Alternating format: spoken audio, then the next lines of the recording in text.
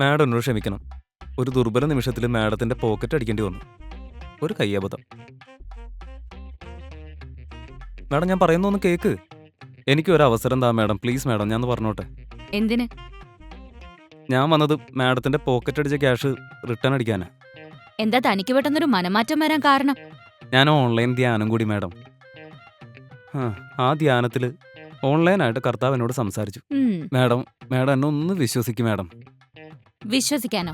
നിന്നെ ഒന്ന് പോടാ കള്ള. മാഡം, കർത്താവിന്റെ അവസാനത്തെ കാലത്ത് പുള്ളിക്ക് ലെഫ്റ്റും റൈറ്റും കമ്പനി കൊടുക്കാൻ ഞങ്ങൾ കള്ളന്മാരേ ഉണ്ടായിരുന്നുള്ളൂ. എനിക്കിതിന്റെ ഒരു കമ്പനിയും വേണ്ട. അങ്ങനെ പറയരുത് മാഡം. പിന്നെ എങ്ങനെ പറയണം? എടാ, ഒരു പണിയുമില്ല, ആഴ്ചകളായിട്ട് പട്ടിണിയ, ഒരു ജോലി തന്ന് സഹായിക്കണമെന്നൊക്കെ പറഞ്ഞ് വീട്ടിൽ കയറി വന്ന നിന്നെ ഒരു പണി തന്ന് ഞാൻ വീട്ടിൽ കയറ്റി.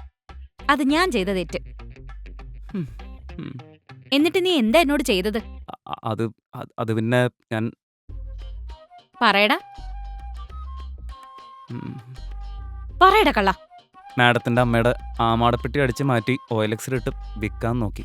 എന്റെ അമ്മാവൻ ദ ലേറ്റ് കിഷ്കന്ദക്കുറുപ്പ് കൃത്യസമയത്ത് കണ്ടതുകൊണ്ട് നിന്റെ കള്ളി വിളിച്ചതായി. അല്ലെങ്കിൽ നീ എന്റെ തറവാട് OLX-ലോ മാർക്കറ്റ് പ്ലേസിലോ ഇട്ട് വിറ്റ് കളഞ്ഞെങ്കിലേ ഞങ്ങൾ അറിയത്തുള്ളായിരുന്നു. മാഡം, പശ്ചാത്തപിക്കുന്ന ഒരു പാപിക്ക് മാപ്പ് കൊടുക്കണം എന്നല്ലേ ഗീതയിൽ പറഞ്ഞിട്ടുള്ളത്? ഗീതയിൽ അങ്ങനെയൊന്നും പറഞ്ഞിട്ടില്ല. എന്ന ബൈബിളിലായിരിക്കും, അല്ലെങ്കിൽ ഖുറാനില്, എവിടെയെങ്കിലും ആയിക്കോട്ടെ. മാഡം എന്റെ സാഹചര്യം ഒന്നും മനസ്സിലാക്കണം. എന്താടോ ഞാൻ മനസ്സിലാക്കേണ്ടത്? പറയടോ.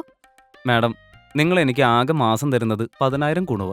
അല്ലടാ, 2 മണിക്കൂർ കറങ്ങി നടന്ന് വീട്ടിലെ കള്ളപ്പണി എടുക്കുന്ന നിനക്ക് LD ക്ലർക്കിന്റെ സാലറി തരാൻ ഞാൻ. മാഡം, എനിക്ക് ജീവിക്കാൻ ആ സാലറി മതിയാവുന്നില്ല. എന്നാ വേറെ പണിക്ക് പോണം. അതാ ആ പണിക്ക് പോയതുകൊണ്ടല്ലേ നിങ്ങൾ എന്നെ പൊക്കിയേ. ഞാനൊന്നും പറയണില്ല. മാഡം, എന്താ? എന്നെ ഒന്നുകൂടെ ജോലിക്ക് എടുക്കണം. സാധ്യമല്ല. ഉറപ്പാണോ? ആ, ഉറപ്പാ. ഇനി ചത്തുപോയ എന്റെ കൊച്ചച്ചൻ വന്ന് പറഞ്ഞാൽ ഞാൻ തന്നെ ജോലിക്കെടുക്കില്ല. ആണോ? ഉറപ്പാണോ? ആ, അതെ. എന്നാ മാഡം, കടുങ്കയായി ഞാനൊരു കാര്യം ചെയ്യാൻ പോവാ. എന്ത്? ഞാൻ എന്റെ ആത്മകഥ എഴുതാൻ പോവാ. ഓ, താൻ എഴുതിക്കോ. പക്ഷെ ആ ആത്മകഥയിൽ ഷക്കീലയുടെ ക്യാരക്ടർ ചെയ്യാൻ പോകുന്നത് മാഡമാ. എന്ത്? തന്റെ ആത്മകഥയിൽ എവിടെയാടോ ഷക്കീല? ഇല്ലെങ്കിൽ ഞാൻ കുത്തിക്കേറ്റും. അത് വെറും ഒരു ആത്മകഥയായിരിക്കില്ല, ലിറ്ററലി ഒരു കമ്പിക്കഥ കൂടിയായിരിക്കും.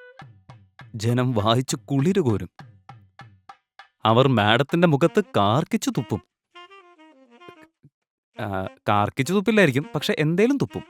എന്നാ പിന്നെ ഞാൻ പൊക്കോട്ടെ മാഡം. പോട്ടെ മാഡം, ഇനി ആത്മകഥ എഴുതിയിട്ട് കാണാം. ഈ കഥയുടെ പേരെന്താണെന്നറിയോ? എന്തായിരുന്നല്ല കിടിലം പേര്, ഒരു രക്ഷയില്ല. രേണുകയുടെ രാത്രികൾ. അതെ, മാഡത്തിന്റെ പേരിൽ തന്നെ ഞാൻ ഇറക്കും. പോട്ടെ, എന്നാ പിന്നെ നമുക്ക് യുദ്ധക്കളത്തിൽ വെച്ച് കാണാം. എടോ, ഒന്ന് നിന്നേ.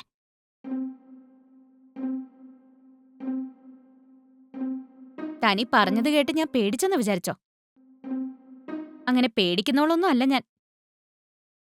നമുക്ക് ആ സാലറി കൂട്ടുന്നതിനെ കുറിച്ചൊന്ന് ഡിസ്കസ് ചെയ്താലോ?